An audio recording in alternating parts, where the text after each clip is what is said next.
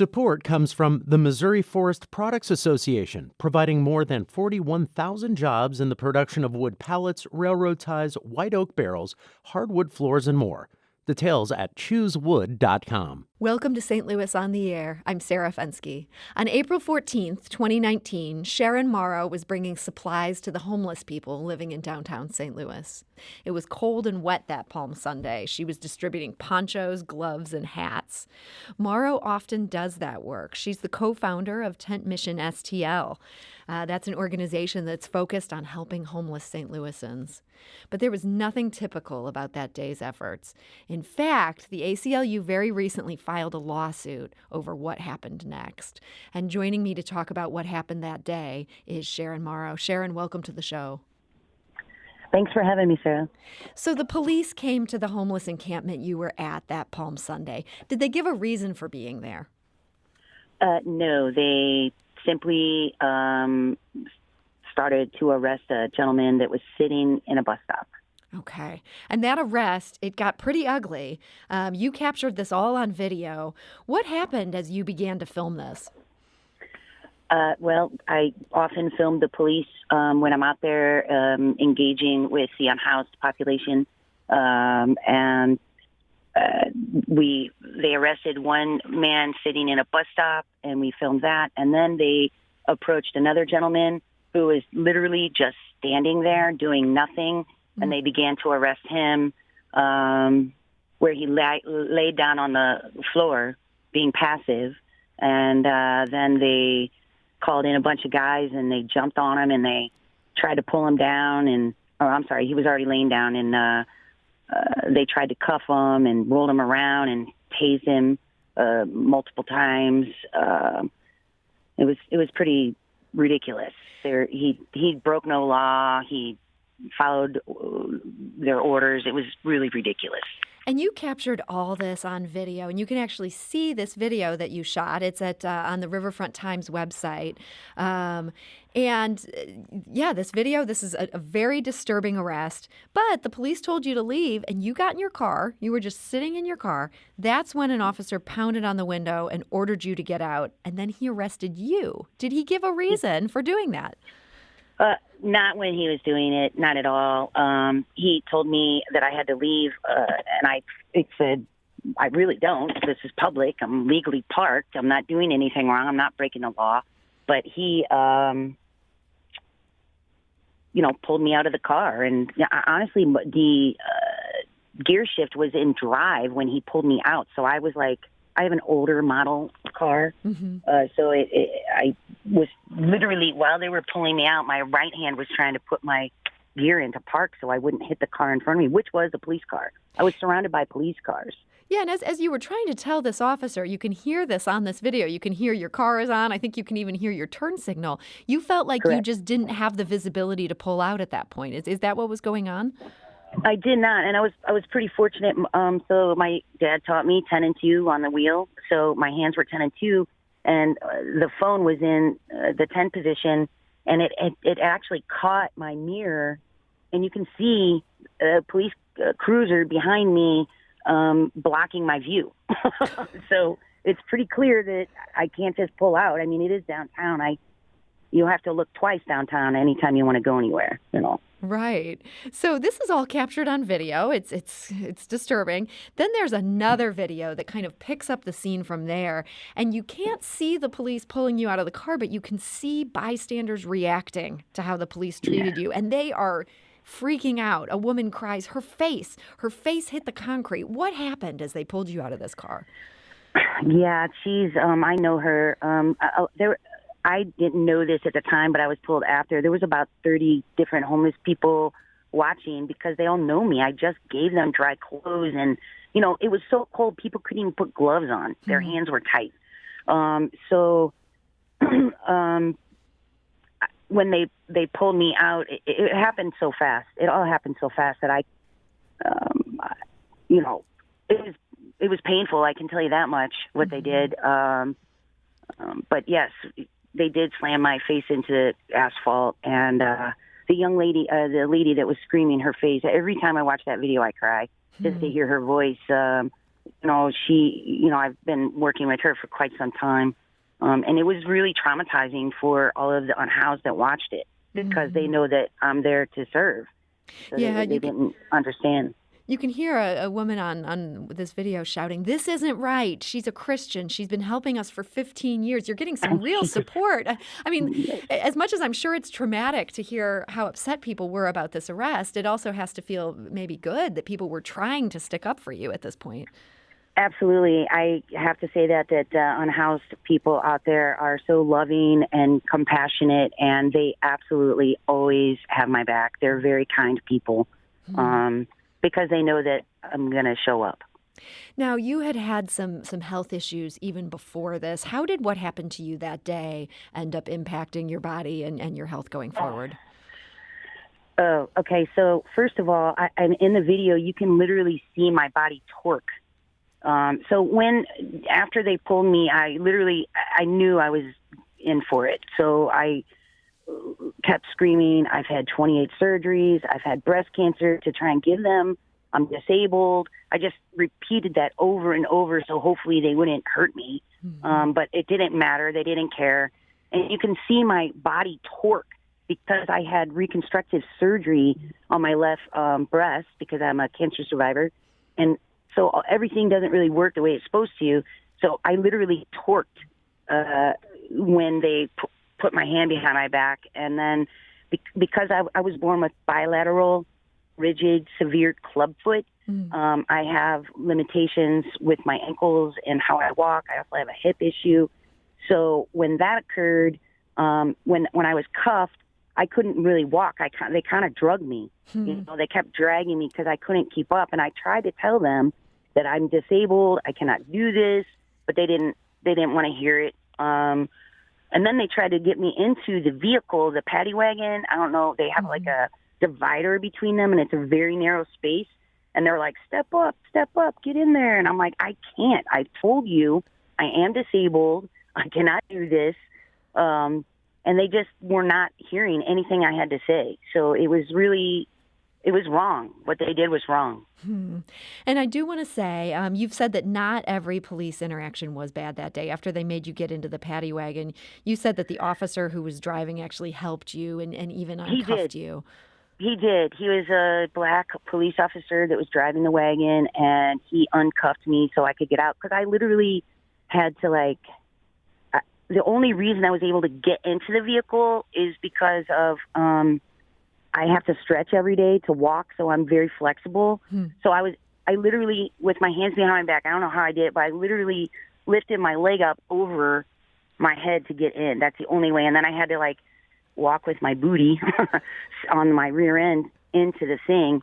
But when I got out, the guy took my cuff off so I could, and that was excruciating because once your hand is in a position and then released, all of those nerves were fired up, and I could feel them tearing the surgery, my muscles and I guess I could just feel all of it tearing when they were pulling me. So it was extremely painful, and I still feel it today. I have extra nerve stuff that wasn't really an issue because it had been so long, it had healed, and now I'm I have to walk the wall again. And if you're a breast cancer survivor, you know what I'm talking about. But I have to do all of those things so I can do stuff, so I can do the work outside. So there was a very bad lasting impact from this interaction. And I know you were out of there by 10 or 11 p.m. that night. They dropped all the charges extremely shortly. But that is not the end of this. How did the ACLU of Missouri end up getting involved? Well, I contacted, this National Lawyers Guild of St. Louis sent a gentleman to my home. His name is Scott Campus. He's amazing. And he came to my home after I went to the hospital. My friend Brad Sarno took me to the hospital. And afterwards, he sat in my living room and we talked about, what do you want from this? And I wanted to hold the police accountable because what happened, you can clearly see on the video, it was unnecessary. It was an abuse of power. It was harmful to the community, and it happened right on City Hall property, right on City Hall. And it was all unnecessary. I feel like there wasn't a lot happening. It was a cold, wet, calm Sunday, and I don't know if they were bored. I don't know what they were doing, but none of it made sense. None of what they did made sense. Mm-hmm. In all three of the arrests that occurred. So the ACLU of Missouri has now filed a lawsuit on your behalf, and they are alleging that the police arrested you in retaliation for you exercising your First Amendment rights there to record this. And we do want to mention, we reached out yesterday to the St. Louis Metropolitan Police Department. A spokesperson said that the department does not comment on pending litigation. That's a longstanding policy there, so that they are not commenting. But Sharon, your lawsuit here, again filed by the ACLU of Missouri, it names two St. Louis police officers. That's Stephen Ogunjobi and Jacob Stein. What would you like to see happen to these two officers? I would like to see them lose their badge. I don't believe that they need to be out on the street. I think they're harmful to the public. And we do want to note the Riverfront Times, which, again, they have these videos that you shot and that a bystander shot. They did some reporting on this, and the reporter notes this is at least the third time the city has been sued for an interaction involving Officer Ogunjobi. A pastor, that is correct. They write, a pastor and another advocate were cited by the officer in October of 2018 for handing out sandwiches to the homeless. The ensuing lawsuit alleges that the city violated the men's constitutional rights, including the right to freely exercise their religion. That case is still pending. And in February, a jury awarded University City's school board president more than $3,000 in a lawsuit she filed after Ogunjobi shocked her 3 times with a taser following a 2015 protest. It sounds like at least one of these officers, he does have a history of perhaps overreacting to some of these things. He does. Ogunjobi has a pattern of abusing his power. So bigger picture here, this officer Ogunjobi, one of these other incidents involves him citing people for handing out sandwiches to the homeless. And this is very, very similar to the work that you're doing there. I want to talk just a little bit about the relationship between the police and the homeless right now.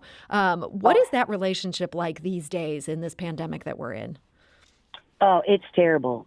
The Cruzen administration and the Downtown Bike Patrol are literally pushing homeless people from one area to another.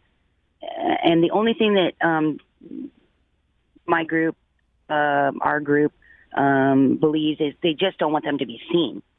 So they just they want to push them into areas where people cannot see them, which then cuts them off to resources and puts them in unsafe areas. I know there were some pretty public cases happening a couple months ago where the city was breaking up these encampments. Has that continued to happen? And there's been 6 encampments that have been disbanded, including this morning down on Market Street between Clark and 14th, the building that used to be the civil courts building, maybe. A private owner owns that, and he is, I guess, what we were told, wants to come up with the funds to put a gate up. So while he's trying to get that together, the city used the police budget and ours, as well as the city, either Parks or Streets Department, probably Streets Department, to put a gate around that private building, which I don't understand why we're using public funds to protect a private building. And what's the net impact of having that gate up? How does that affect the people who had been living there? It takes away a shaded area. It takes away a safe area that's close to resources where providers have access to them. We were there yesterday afternoon handing out snack bags, Gatorade, water, T-shirts, socks, underwear, that kind of stuff. And what happens then when, there's no longer a shaded area, there's no place for people to congregate? Are they just spreading throughout the city? Are they moving just a couple blocks away? What's your sense of how that's impacting these camps? Well, I have to, I don't know about exactly where they're at right now, just because I haven't been there. But, they just get shifted for a few blocks away to another area and they try and hide. It's really unfortunate that we have people that are struggling for basic needs, water, food, healthcare, all of those things, shelter. They are struggling for basic needs. And instead of our city saying, hey, let's do what we can to, support folks, they're doing everything they can to inhibit people that are volunteers to supporting them. I mean, the guy that got cited for giving out sandwiches, I work with him. I know who he is. I mean, it's ridiculous. They're not supporting citizens or outreachers that are doing the work, serving the homeless population. They're doing everything they can to make it harder.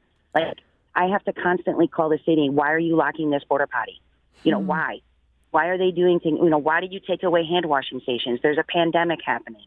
And really, the city has a terrible attitude towards the homeless population. They'd rather just have them be gone.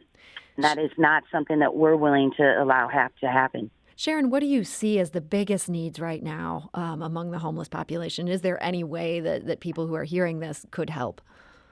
We need space. There are no cooling shelters in St. Louis City right now. Now, they're going to say, oh, they can go to the library. Well, in order to go to the library, you have to have a reservation. Well, who has access to a phone or the internet if they're living outside? Mm-hmm. Not very many people. So we need cooling centers. We also need individual hotel rooms because it is COVID. We're in the middle of a pandemic. We need individual spaces for people to live. We need more support from the city, like have less obstructions from outreachers doing their work. So there's a whole lot of need right there. I mean, just hearing about this, it's almost overwhelming, all the things that you would need to see changed in order to have basic quality of life. We need public space. They won't even, for years, they have been saying, hey, guys, if you go to 14th and Market, there's a park right there. We won't arrest you. Mm-hmm. Well, now they're not allowed even in the parks. Their citizens of our city are not allowed to be in the parks. That makes no sense. Well, Sharon, this is, it's just so sobering to hear about, and so many of us just look away and don't deal with these issues. And it's great to hear that you guys, these volunteers, are here trying to advocate for this. And in your case, facing arrest, facing some real trouble over that. And we're going to stay on top of this issue. We want to also stay on top of your lawsuit that the ACLU is going to be pursuing. And so we want to wish you the best of luck in both of those endeavors. And please stay in touch with us. For sure, will do. Thank you so much for covering all of these very important issues. Thank you. And that was Sharon Morrow, who joined us today. And we do want to stress again that we did reach out to the St. Louis Metropolitan Police Department for comment, but they do not comment on pending litigation. This is St. Louis on the Air on St. Louis Public Radio, 90.7 KWMU.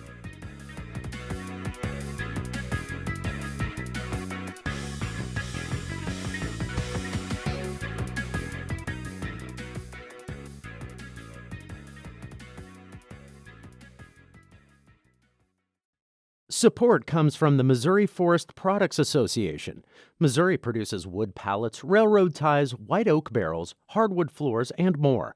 Details on the variety of products made in the state are at choosewood.com.